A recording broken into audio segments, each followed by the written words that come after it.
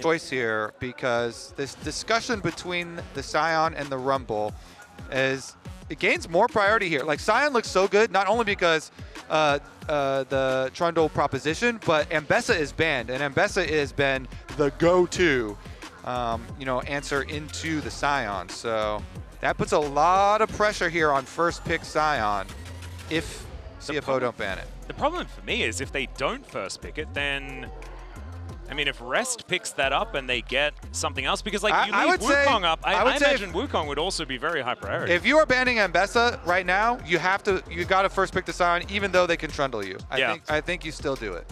And we have seen the Trundle picked, even though it's Trundleable. Trundleable, fun word. As we'll see whether it is actually going to be the decision. Obviously, the Kaiser Hover is going to come in first, but then Bwipo, will it just be? Okay, he's the little grin is worrying, you know, okay, yeah. It's like enough funny business, enough funny business. I was sweating a little, they did give the carry bard to T1, but let's see what the answer. Okay, here the cheeky hover. Imagine if he did it though. Yeah. Imagine if he did it. Right back into Bwipo, who has been a fan of this champion. Isn't it ridiculous? They're not even smiling, Yeah. It's like, I mean, should be Ryze Trundle, right? I mean, Ryze Trundle feels pretty good. Going to be a lot of, pretty short range, so might be an opportunity for Fly to be able to capitalize on that. Let's see. Expecting the Troll King. Expecting it, but what would they then be worried about Inspired doing? Like, theoretically here. Okay, yeah, just do it no matter what anyway. Zed. Yeah. The Zed into Trundle angle. I don't know. Inspired, of course, has a lot of other things that he could do if we go back. I mean, he could Ivern. So if I'm thinking about it theoretically, he could Ivern. Ivern is quite good into Trundle because you make it hard for the Trundle to move around the fights. And it would be a FlyQuest classic of doing the front-to-back team fights I was talking about where they build for just a crazy 5-on-5. Okay, Qiyana is the other way. You can go for the extra mobility here, try and dance around him and burst him instead. This is a pick that I imagine LPL commentators would be like, oh wow, this is such a really good Qiyana angle. I, on the other hand, and I've been talking about it all worlds, I'm sorry if I'm a broken record, I'm terrified of Qiyana. I think the champion doesn't necessarily work all that well, but let's see whether Inspired can teach me otherwise. As Quad going to go back towards Yanni, certainly a lot of comfort here for him. Yeah, I feel like if you're not Kanavi or like Tien or Tarzan, then it does reduce a little bit of the excitement, but we've definitely had other good Qiyanas as well. So, Inspired pretty good at the video game too, so I think that we could probably trust him to make it work out. HongQ, let's see what he's going to be picking up here, whether it's going to be something for Rest or whether it's going to be something else. Rest looking for his Rek'Sai license. There have been only a couple of players that have made this work, as Keen did manage to pick up another win outside of just Flandre. Yeah, I mean, Keen was brutalizing that lane. Like, Keen got massive tower plate advantage, absolutely made the Rek'Sai counter into Sion really worth it, got huge extra gold value, played the lane really well, so we'll see if Rest can replicate that success into Bwipo's Sion. And now some bans to come on through here. I do feel like CFO want something with a bit of range, something with potentially a bit of safety. Like, I'm thinking either you go like max range artillery type style, like a Varus or something like that, but you could also Ezreal this if they would like to. But first going to be focusing on banning away some support so the Busio isn't going to have anything that he likes. Of course, Annie Rakan, fantastic combo. And FlyQuest already have like really straightforward, explosive engage. You know they're going to try and quickly engage on you.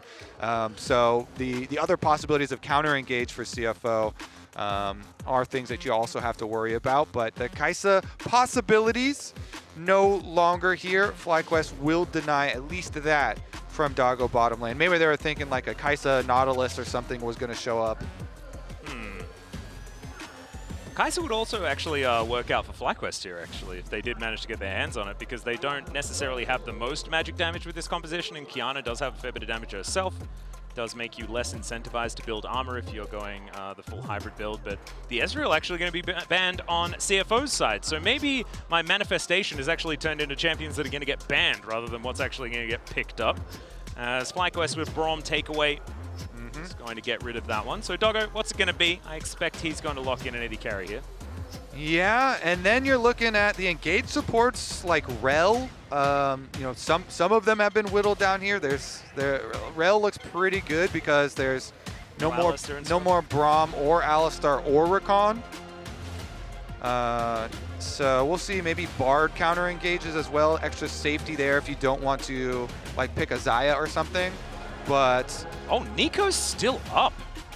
That is kind of crazy. This champion has been picked or banned throughout most of Worlds, but kind of slipped under the radar in this one, but I guess that does make sense. A bit of a shapeshifter. Yeah. It's Massu. Let's see what we're going to be rounding out this fly composition with. And they have the radar on their team with the Rek'Sai. Yeah, true. So they control the radar as well as the one that will slip by it. Okay, here we go. Elimination, your entire year on the line, and we get North American Lucian Nami. This is backs against the wall elimination game from Worlds 2025. The entire year for FlyQuest here, such high expectations.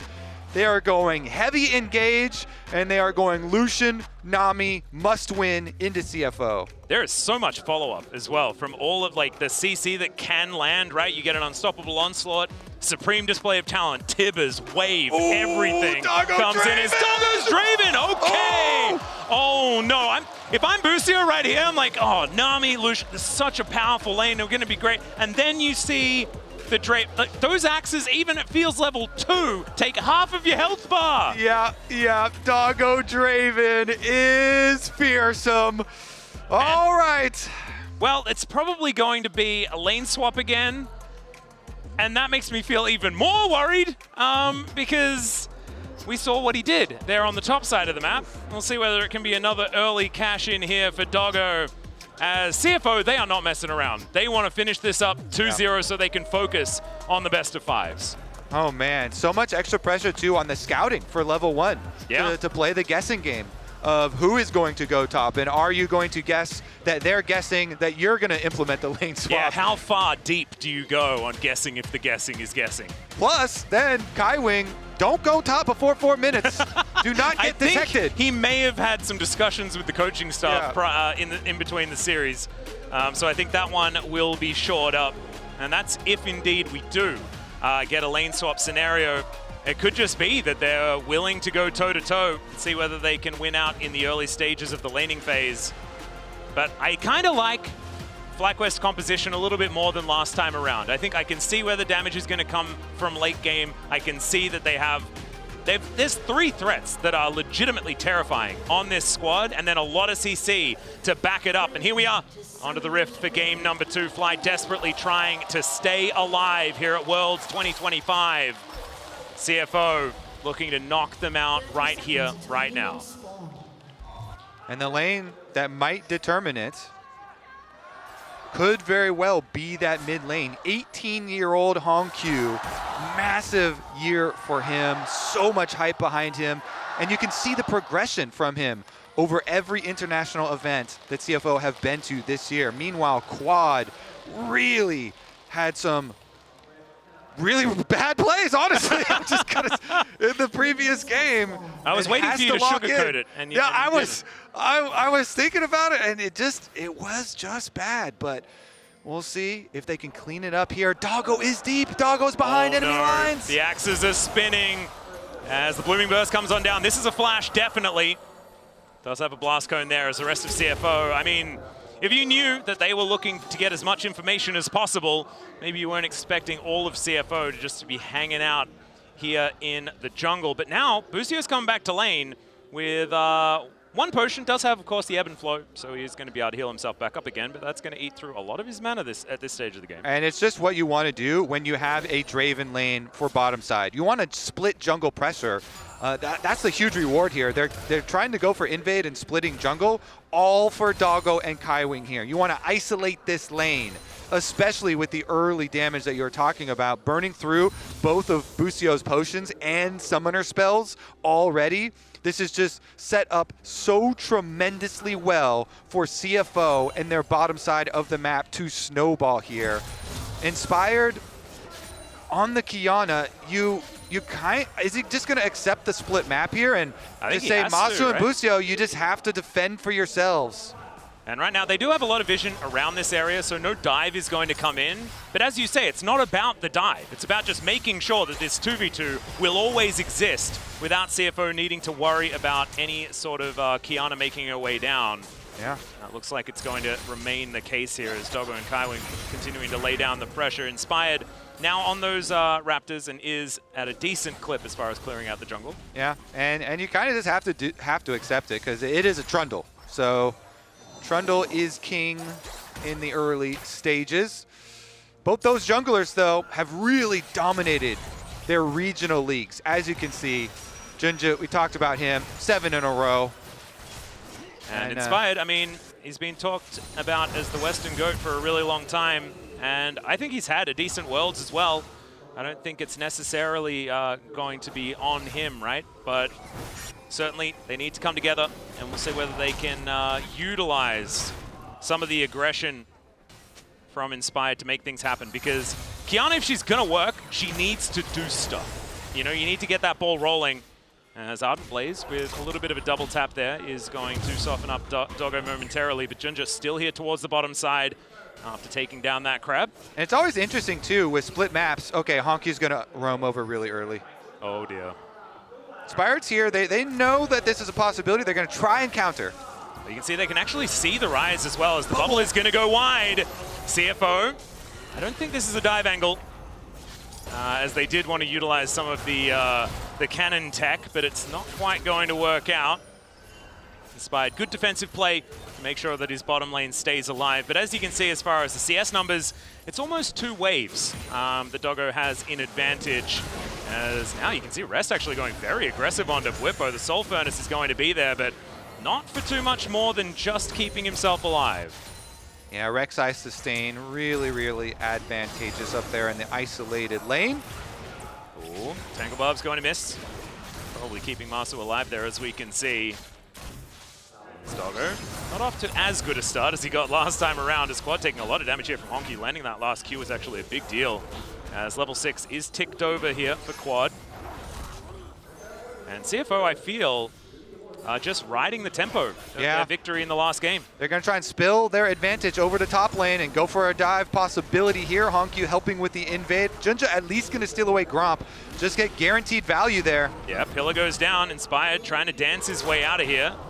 Going to pick up some terrain, but reset on the Gromp. This might be a little bit over-enthusiastic here by JunJia. Yeah, I mean, for Smite Bites, Rock Q for Qiyana is very good. Yeah, here's the dive, 2v2, the flash forward from Doggo, but I don't think it's going to be enough. Massu, he flashes away. There's a stand aside, and there's also a kill in the mid lane. What the heck is going on? It's another one as Rest gets the feats of warfare, and CFO just won everywhere on the map. Yeah, it's a 1,500 gold lead for CFO. Once again, the Neeko can always just turn into a cannon minion and tank tower shots for days. It was actually days. It was ridiculous the amount of time that he ate. Regardless, yeah, you have to knock him out of the cannon form. You got to get like a bubble or something on him if you want to put a stop to those dives. And so Doggo does get the kill early on onto Massu before it goes down. So he got the kill before losing stacks. So he was able to cash in on those. Draven getting paid extra, leading to extra gold lead here. But then also in mid lane, just flash forward from HongQ and he just killed him. Great punishment. And he truly has been outperforming in the mid lane. Continued on. So we get another look at this. So 1 tower shot with the heal and good dodge of the bubble, by the way, from Kaiwing. I actually stopped counting because 6 turret shots, I'm pretty sure. Busio, though, he does finish the job, so he gets the kill afterwards, but critically, the Draven already cashed in. You don't have a tremendous amount of stacks super early on, but you have some, and so is really nice there for Doggo. 700, over 700, the gold lead for him. That is a big deal. be able to potentially see where the adoration stacks came up as far as the amount of money, but that is Feats of Warfare also over to CFO. We haven't seen a dragon taken just yet, but you can see junglers are towards the bottom side of the map. It might be somewhere that we're looking. 50 seconds until the grubs are up as well, but Fly well and truly on the back foot in this game. They are going to be swapping Massu towards that top side. The train, the port of call going to be this bottom lane outer turret.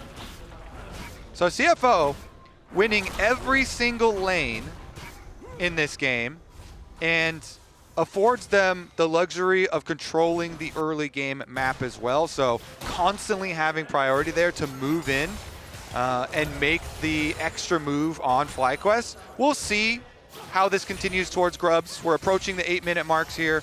So this is kind of the break point of, do FlyQuest actually get to change something since they have a Sion, but no ultimate. As you called out, the ulti was used to get back to bottom lane. So Bwipo is actually just using his time to walk up as FlyQuest start this out. There's no teleport either for Rest, so he's in that bottom lane as well. With the fact that the Sion is here, FlyQuest should be able to guarantee these grubs, and that will be exactly what happens. So they're going to sacrifice bottom side turret plate money to the Rek'Sai then, and JunJia wants to come in and use his smite. Well, they're looking for an angle. Supreme display of talent does come down as JunJia keeping himself alive there with the ulti. The rest of CFO move over, and that is going to be all three of the grubs in the hands of FlyQuest. Nicely done, standing their ground, making sure that CFO don't get anything that they're not allowed to have. As you say though, Rest is able to answer with that cross map in the bottom lane. Yeah, that was 2 turret plates that the Rek'Sai is able to earn, as well as minions that were denied as the tower killed them off with nobody around. So FlyQuest investing decently heavy into getting these Void Grubs. Well, Doggo still trying to fight here as the Blooming Burst comes on down. Tangle Barbs is decent onto Busio, but Massu throws down the culling. That is going to allow FlyQuest to stay at least within touching distance of the amount of health that CFO does have. They could do a roam from mid. HongQ has Realm Warp. If they Realm Warp over, that could be 4 people diving FlyQuest, and they're going to do it. Yep, the Realm Warp is going to come in. JunJia looks to turn up. HongQ, that's so much damage already. Why is this Ryze doing so much work? As Massu in so much trouble, the Pop Blossom is going to connect onto Busio. Another cash in, and it's a double for Doggo. 5-1 the kill score, and with 3 of those kills on this Draven, it's looking real good here in game 2 for CFO. Very successful play. They're able to make it before Busio can soak level 6. Busio on the Nami, still no ultimate, so he didn't have that to create the extra time for the teleport from Quad to come in. Quad's teleport gets nothing. Inspired trying to finish off the Dragon in time, but... Yeah, it's a 2v2 here. Dragon and Rest against Inspired and Bwipo, and it's the flash out from Inspired to get him to safety. Rest just feeling like he can do anything that he wants here in this bottom lane on this Rek'Sai. Tunneling around. I really like this skin, by the way. Full party Rek'Sai, absolutely fantastic. Same. That is the That's best the go-to, right? That is the best one. Regardless, CFO are very rich. Yes. CFO, investing a lot in money, whereas FlyQuest are scraping together some of these early game objectives that don't give you much power outright. So CFO are really well positioned to just steamroll over the rest of this game with keeping up the pressure on every single lane, and they do just that. They're going to push in towards this tower. More turret plate money. Oh, no. Stop the recall for extra tempo advantage. It is just so well done here for CFO in the early stages. And that should be this outer turret falling down here on CFO's side, unless Quad is going to be enough to deter them. It's a large wave coming on in. Quad might be able to deal with this, but Doggo gets another 2 axes. I mean, he's got a Bloodthirster already at 11 minutes into this game. So just going to wait. Quad is going to be allowed to live for the moment. And I think on this wave, this turret is going to be dead, and I don't think you'd want to push your luck, and that's exactly what he considers as well. So that should be that first turret falling. The last plate picked up as well here by Doggo. And it's already a 2,000 gold lead. Make that about 2.2 just for the Draven alone. All right. They're just getting turret plates all over the map at the moment. I think it's a garage sale or something like that. All right, there's another one here, but maybe they can kill Bwipo at the same time. He gets knocked up. JunJia turns up as well. And now Killer is going to be put down, and the ulti comes on through for Rest. Tries to get himself out of the way. JunJia was tanking the turret. Bwipo is pretty tanky. So they're not going to be able to kill him. Great Bubble is going to catch the Rek'Sai as he tries to flee. And this time, Busio has the wave and takes down the Rek'Sai. FlyQuest answering back. Putting a stop to this snowball that CFO had been creating. They do get the extra money countering the dive here after it is unsuccessful onto Bwipo. Also allowed them to push out on the rest of the map, so they gain a little bit of breathing room. Yep. From the onslaught that CFO had been delivering. That takes care of the Ryze teleport, but it is still a extra teleport back and available for rest as well, so they catch the mid wave as well as the bottom wave. The one good thing is that it's Massu that's able to benefit, right? And so that gold lead that we were just talking about has shrunk about 500 gold. It's probably going to expand again. It's still big, yeah. We're still at the garage sale, as it turns out. There's just team fights and stuff like that, and Summoner's Rift at the garage sale. And Doggo wants to collect some more plates. He's got a very busy dinner party coming up. Yeah, I mean, we're also seeing one of the reasons why, if you're a team like CFO that had all 3 winning lanes, you are fine when FlyQuest basically sell out, sending everybody to get Void Grubs, because they're not going to get much money out of those Void Grubs attacking turret plates, because they're almost never up at the turret plates. CFO are the ones with no Void Grubs, and they've taken complete towers in addition to turret plates on all of the other towers as well. So, and the turret plates still have 30 seconds, right? So it's just mid lane that is really still with a whole bunch of them there. Doggo is, of course, now parked in said mid lane. Looks like the defense is going to come on through. Stand aside comes down. The wave avoided. Doggo able to press W. He flashes the Flash Wolves sign as well, as it could be on the 10th year since it was the LMS at the time, but an LCP team has made it to the top 8.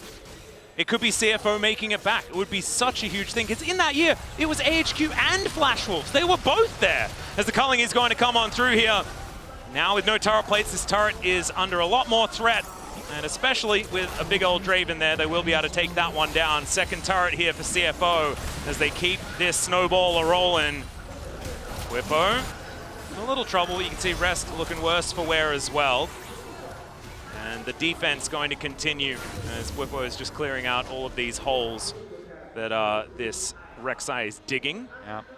Well, he's also digging the graves of FlyQuest, it feels like, with this massive lead. And I do love that Doggo is showing, you know, the history here of this region, and it's being so proud of Flash Wolves. Wait a second. Yeah, the flash in from Inspired still gets the stun onto HongQ, but the phase rush as he gets out of the way. Supreme display of talent is what he was looking for, but he fails to dodge it. And the shutdown money goes to Inspired. FlyQuest scraping together some mid-game kills. This does not close the gap, but it does get them some money to work with. And the door was opening, and now at least they've moved it into the direction of starting to close. As Rift Herald immediately going to get started up as well, trying to snowball the play into something else. Without HongQ, it's going to be difficult for CFO to fight, but of course they are going to fight, because they have a very large Draven and the will to do so. Should be this Rift Herald going down, and that is the eye collected by Inspired.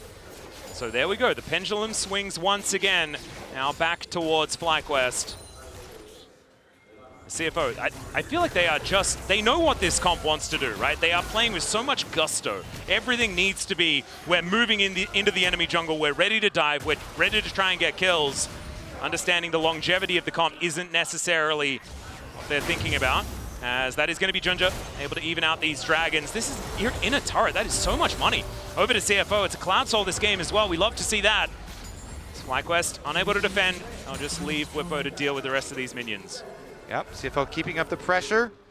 Nice rotation from them, seeping into the bottom side. Again, the Rek'Sai answer this time around. Constant harassment, constant pressure on the Sion. We'll see about FlyQuest's response for the other side, though. And Kobe, are you sick of seeing stats that come up and we're like, oh, this player has great stats?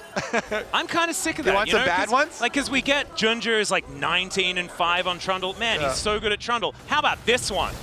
Doggo's Draven, 4 and 10 over his career. Nice. Guess what one of those 4 wins was recently? And he looked pretty good on that one against a team that I think are pretty good as well, if I remember correctly.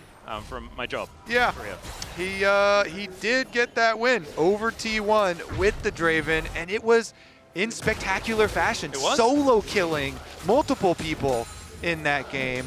We'll see this time around. It wasn't a solo kill, or they haven't been solo kills for him so far. They were, assisted, but it was constant pressure from the opening of the game, and that has been true for CFO as we see them take another tower here. Again, pushing with all lanes. They are not relenting. Yeah, it's the power identification from this team that is pretty impressive. This, not so much, as a supreme display of talent and just a cheeky Q from Inspired, and he will be able to just kill HongQ. That was a choice. Another quick kill for FlyQuest. While CFO have kept up the pace and have cashed in, taking all of these towers. 4 towers for CFO, 0 for FlyQuest. FlyQuest are, well, now Bwipo is in a bit of trouble. Yeah, Kaiwing is going to be able to find him here, but it's a fight on multiple fronts. Pop Blossom invested, and the Flash and ulti will be in exchange as Bwipo is able to make his way to safety. The fight didn't eventuate anywhere else around the Raptors, and so we are going to have a bit of a stalemate. But still about 4,000 gold, the lead for CFO, but they need to keep their foot on the gas. Yeah, I mean, this 2-item Qiyana. Inspired does a lot of burst damage. He has no more ultimate now. I've seen this movie before, the one that's happening in the top lane, so we are going, no, we are back here, and he's dead again. It's the same movie. It's on repeat. Profane Hydra, baby. 2-item power spike for Qiyana. That plus the Umbral Glaive. I mean, these are some cheap items. Profane Hydra was reduced in cost, so even though, FlyQuest have been behind, Inspired individually has the sole gold lead for the team, level 12 on the Qiyana as well. And if you make these quick bursty plays, is exactly how you want to try and abuse this champion. Of course, they also have the Rift Herald to work with. So next time when they make one of these quick bursty plays, they could cash in on their first turret of the game and start to make more and more headway towards closing this gold lead. They have taken little chunks out of it. Yeah, every little by little. And it could also be another opportunity to pick themselves up another dragon, right? It's currently even, so it's not like a race to get themselves a soul or anything like that, but having a dragon advantage is always so incredibly valuable. You can see CFO, though, all grouping towards this top side, looking to steal away this blue buff for now. HongQ's decided that he just wants some bodyguards, and I do not blame him based on what has happened over the last 6 or so minutes of this game. I think his Azir was absolutely phenomenal in the last game, but this Ryze has been targeted. See how he manages to cope with this, as once again, they're just running towards him. Does get stunned up as the tidal wave comes in as well. There's a great knock-up, flash out of the way from the bubble. That is still HongQ once again under a whole lot of threat as Massu with the cleanse. As Kaiwing needs to get himself out of that situation. I don't think this Otacon is going to be an option for them as Massu dashing in. Supreme Display of Talent goes wide as Inspired also able to get into stealth. That will be able to keep him alive against Doggo and Rest, but you can see that CFO, they want nothing to do with this fight. Yeah, that is flash on both HongQ and Doggo. So FlyQuest actually get value out of it. And it wasn't actually the dragon that they were looking for, it was the Otacon instead, down to 50% here as JunJia puts his own pillar down as they want to take out Tibbers before this fight is going to break out. But I mean, there just aren't very many people here for CFO. It'd have to be a steal as now Rest looking for that angle, trying to find the knockups here as out he goes as Doggo just takes down Quad. They're all starting to explode and now he presses W, runs forward. Massu trying to get out of there. The axe from downtown, and he gives the thumbs up as he looks to chase out Massu here. There it is, grabs the triple, and Doggo on this Draven, looking like it won't be adding to that 10 column. The Realm Warp Neeko ultimate, beautiful engage from CFO. HongQ is able to get Kaiwing right on top of FlyQuest, and they take down every last member. Clean ace. Oh my goodness, CFO busy trying to count them out here, and it looked like with that Rift Herald they might be able to make the play, but it wasn't the case, and CFO now move to an 8,000 gold lead as we have a look at it again. Here it is, Realm Warping in, the Pop Blossom. Here comes Kaiwing, they get the lockup onto the front line. Inspired gets killed before the Otacon is within stealing range. And Doggo's just chasing down all of the extra members. Once again, he did go with the same experimental hexplate build that he did versus T1, and he chases them all down. Okay, well, we have been in this situation before, Kobe. It was the last game.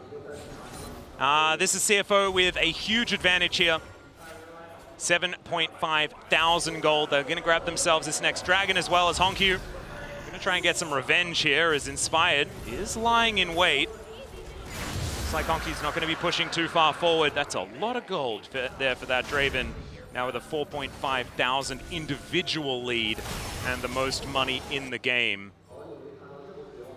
CFO, let's see whether they can cleanly close this one out or whether Fly is going to miraculously find themselves a way back into this game. Yeah. Historical game this is going to be for CFO, as we have mentioned. You know, for the region, 2015, the last time LCP/PCS/LMS made it to quarterfinals, and it just seems so right for this CFO team. The progression that we have seen from them at international events over the year, really impressive stuff, and it does seem like HongQ and Doggo really deserving these carries for the team to move on and to try and impress. I think it's so cool that we've got such a mixture of like veteran talent and brand new players, and then players that have been some of the best over the last few years. It's not like you've got one age group, then an old guy, or just a few veterans and then the young gun like carry. Like it's, you know, you've got JunJia with Duro as the little baby, but then everybody else is old, and then you've got T1 with Faker as the old guy, but everyone else is young. Yeah. This is, I feel like, a mix of a whole lot from CFO. But all of them just work so beautifully together. All 6 of the players on this team, as Rest has come in now on the Rek'Sai and looking to play a little bit more of that aggressive style. We have seen a few different builds. Sojin seems to be the one that is a little bit more popular as far as a second item, but we did see more tanky options. I do kind of like being able to just try and assassinate your target while still being a bruiser. Yeah, I think it is important to have that extra damage threat to really be able to threaten lethal on the back line. Definitely a big fan of the Sojin on top. FlyQuest going to do their best to withstand the onslaught of CFO, but at this point you are so outgunned just due to the giant wallet difference resulting in these item breakpoints here. And it's a Mercurials that was picked up here by Doggo as well. So it's not, and people say this all the time, right? It's the defensive items that you get to build as a luxury item can really be the difference maker because you already have the damage. We saw he already has the damage, and now you can't CC him anymore. And that's going to make things really, really rough. Obviously, they have a whole bunch of knockups as well, so it's not just like Annie stuns and things like that that you do need to worry about, but I don't think Doggo is going to be too concerned about that one. Yeah, and he's very tanky with this build, with the like bruisery build, with the Bloodthirster and the Hexplate. So we'll see. They're split taking push. It very slow. Yeah, the split push is correct here for CFO. Keep your bottom side pushing. They've got teleport ready on Rest. So the rest of them going to apply pressure towards this Baron. 4-1 split push, and top lane's already going in their favor. So FlyQuest are getting kind of trapped in their own territory at the moment. And it's just looking difficult to identify what the next play you should make is. As Bwipo was trying to find a little bit of an angle, the pillar comes down, Tangle Barbs as well to hold him in place, but he's not exactly a priority target. Rest seems to have found Quad here, who's looking to clear out this minion wave underneath the turret to avoid that one falling down to the Rek'Sai. And CFO just moved back towards this Baron. Cheeky little ward there is actually unseen, as now the pillar is doing great work against Bwipo once again. Good double knockup though, as he finds the ulti onto 2. That is going to be another Pop Blossom connecting though out of Kaiwing. He finds the double, as Bwipo able to make his way up, but Doggo finds that last act. Supreme display of talent doesn't work at all, and Doggo keeps himself alive because, like you say, this guy's a tank on the Draven. Busio's turned into fish food. It's another multi-kill here as the ace comes in for CFO, and it is clean once again. And they are looking to finish their 2-0 and move on to quarterfinals. And I've made a lot of ending calls about decades and things like that before. Here is another one, as CFO are going to do it after 10 years, making it to the top 8 here at Worlds 2025 after their extraordinary years so far. It only gets better for the Oysters.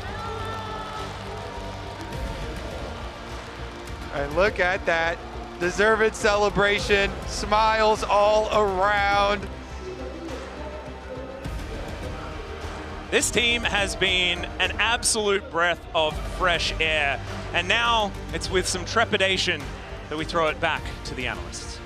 No trepidation needed. No trepidation needed at all, because we are going to start with the celebration of CFO. As you said, a decade in the making for this region. And not only that, as they take their bow in front of this crowd, I think you could see the improvement from every tournament they attended. You could see their grit and their resilience, and it has all led to this victory. And I mean, they just played an incredible series, you know, especially game 2, so dominant. I love the early game plan, the confidence for Doggo to bring out the Draven. They force into a split map situation right off the bat, get the summoners, you know, off of Busio, pushing him out. FlyQuest going to take their final bow, but to me the story is all about CFO and their incredible tournament, because they've taken down FlyQuest, they've earned themselves this berth in the quarterfinals, and now they have a real opportunity to deal some damage here, to take someone out in the best of 5 and show that they deserve to be in the conversation among the very best in the world. And the poignancy of both Rest and Driver getting their win, right? This team that I still think has against Sion. I know! Without Sion, the best example that we've seen of a 6-man roster actually working. Both these players clearly full of respect for one another. So many close calls for CFO, but finally, and I'd say decisively, they actually make it